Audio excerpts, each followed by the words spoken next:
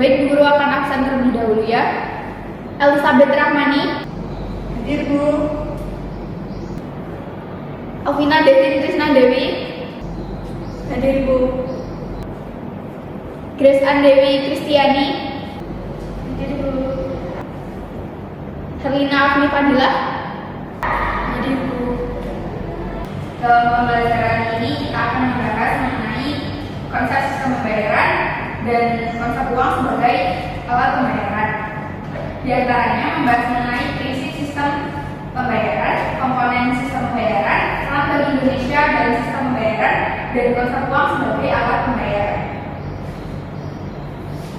Jadi anak-anak, sistem pembayaran adalah perangkat ketentuan, lembaga, dan mekanisme yang digunakan dalam aktivitas pemindahan uang untuk memenuhi kewajiban dari kegiatan ekonomi. Singkatnya, sistem pembayaran adalah sistem memindahkan uang dari satu pihak ke pihak lainnya. Di sini apakah ada yang tahu apa saja prinsip sistem pembayaran? Saya, Bu. Silakan.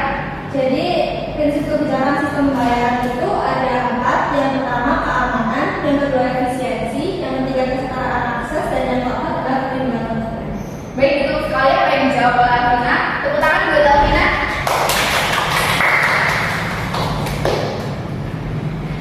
Selanjutnya, apakah ada yang tahu mengenai apa saja komponen sistem pembayaran? Silakan dijawab. Komponen sistem pembayaran ada 5. Yang pertama regulator, yang kedua penyelenggara, yang ketiga infrastruktur, yang keempat instrumen, dan yang terakhir pengguna. Nah, tepat sekali jawaban Lina. Boleh tepuk tangan untuk Mbak Lina.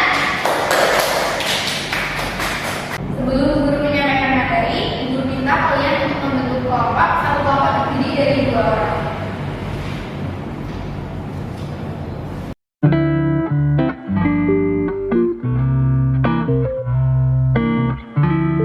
Jadi dari materi ini, guru sharing sedikit mengenai pengalaman guru kemarin.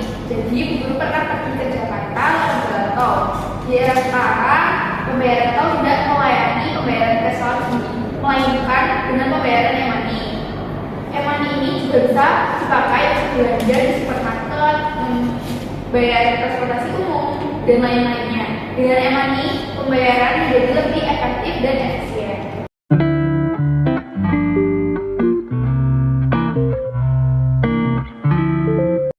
Jadi karena di awal tadi sudah membahas mengenai pengertian, prinsip, dan komponen, kita lanjut ke pembahasan selanjutnya yaitu contoh sistem pembayaran. Yang pertama, kartu debit dan kredit, yaitu alat transaksi non tunai yang berasal dari dua. Sistem pembayaran pada kartu kredit adalah utang, sedangkan kartu debit menggunakan saldo pemilik rekening. Yang kedua, giro, yaitu surat berisi perintah untuk memindahkan dana dari satu rekening ke rekening lainnya, baik itu milik sendiri atau nasabah lain. Yang ketiga, cek, yaitu surat perintah dari nasabah kepada pihak bank untuk mencairkan uang dari saldo miliknya atas nama nasabah yang bersangkutan. Yang keempat, nota debit dan kredit, yaitu surat yang digunakan melalui clearing nota debit yang digunakan untuk menagih dana nasabah dari bank lain, sedangkan nota kredit untuk mengirim dana ke nasabah di bank lain. Lanjut ke pembahasan selanjutnya yaitu pengertian uang. Uang adalah persediaan aset yang bisa dengan segera digunakan untuk melakukan transaksi. Fungsi uang yang pertama sebagai alat tukar atau medium of exchange, yang kedua sebagai satuan hitung atau unit of account, yang ketiga adalah alat pembayaran yang sah. Selanjutnya, jenis uang berdasarkan bahan pembuatannya. Ada 2 jenis, yaitu uang logam dan uang kertas. Uang logam merupakan uang yang terbuat dari emas, perak, atau perunggu dan nilainya cenderung stabil. Yang kedua, uang kertas merupakan alat pembayaran yang sah, terbuat dari kertas dengan standarisasi baku. Lanjut, jenis uang berdasarkan lembaga yang mengeluarkannya. Yang pertama, uang kartal, yaitu uang yang dikeluarkan oleh negara berdasarkan undang-undang dan berlaku sebagai alat pembayaran yang sah. Uang kartal di Indonesia terdiri atas uang logam dan uang kertas. Yang kedua, uang giral atau simpanan di bank, yaitu dana yang disimpan disimpan pada koran di bank umum yang sewaktu-waktu dapat digunakan untuk melakukan pembayaran dengan perantaraan cek biliar, giro atau perintah membayar. Uang giral dikeluarkan oleh bank umum dan merupakan uang yang tidak berwujud karena hanya berupa saldo tagihan di bank.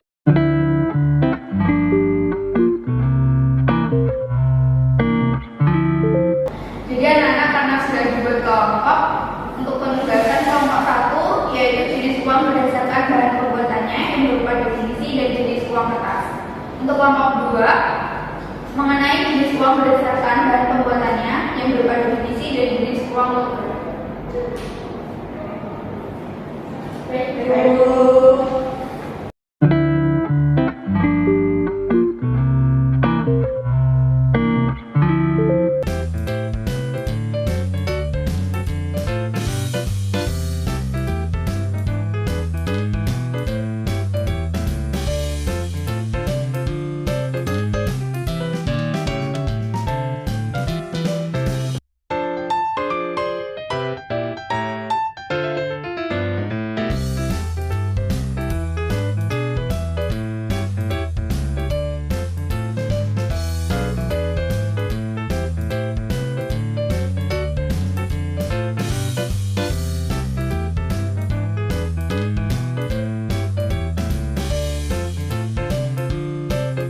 Baik, karena waktu diskusi sudah habis, untuk kelompok 1 bisa menyampaikan hasil diskusi.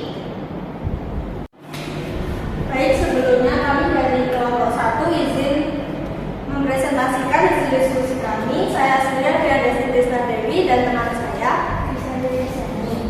Sesuai yang disampaikan oleh Bu Eva, kelompok 1 akan menyampaikan apa yang telah kami diskusikan. Pendapat kami mengenai jenis uang berdasarkan bahan pembuatannya yang berupa definisi dan jenis uang kertas. Jadi menurut kelompok kami, uang kertas adalah uang yang terbuat dari kertas dengan gambar dan cap tertentu dan merupakan alat pembayaran yang sah. Nah, menurut penjelasan Undang-Undang Nomor 23 Tahun 1999 tentang Bank Indonesia, yang dimaksud dengan uang kertas itu adalah uang dalam bentuk lembaran yang terbuat dari bahan kertas atau bahan lainnya yang menyerupai kertas. Sekian presentasi dari kelompok kami. Baik, terima kasih. Kelompok 1 kita duduk kembali. Terima kasih Bu. Selanjutnya kelompok 2 bisa maju ke depan untuk mempresentasikan hasil diskusi. Baik, terima kasih. Kami dari kelompok 2 izin mempresentasikan hasil diskusi kami yang beranggotakan saya sendiri Herlina Afifadila Dan saya sendiri Elizabeth Rahmani. Pembahasannya adalah jenis uang berdasarkan bahan pembuatannya yang berupa definisi dan jenis uang logam. Menurut kelompok kami, uang logam biasanya terbuat dari emas atau perak karena emas dan perak memenuhi syarat uang yang efisien. Karena harga emas dan perak yang cenderung tinggi dan stabil, emas dan perak mudah dikenali dan diterima orang. Di samping itu, emas dan perak tidak mudah musnah. Emas dan perak juga mudah dibagi-bagi menjadi unit yang lebih kecil.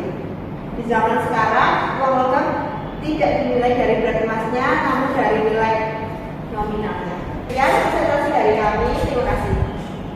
Terima kasih untuk kelompok 2 bisa duduk kembali.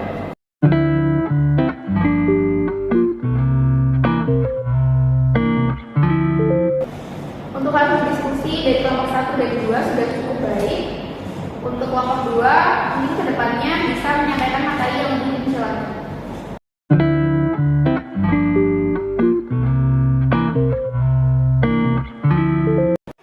Baik, karena hasil diskusi dari kelompok 1 dan 2 sudah cukup baik, akan saya beri penghargaan berupa stiker, bintang, dan matahari.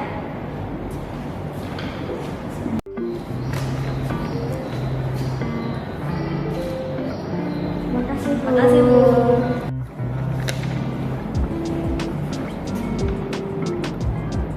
Terima kasih Bu.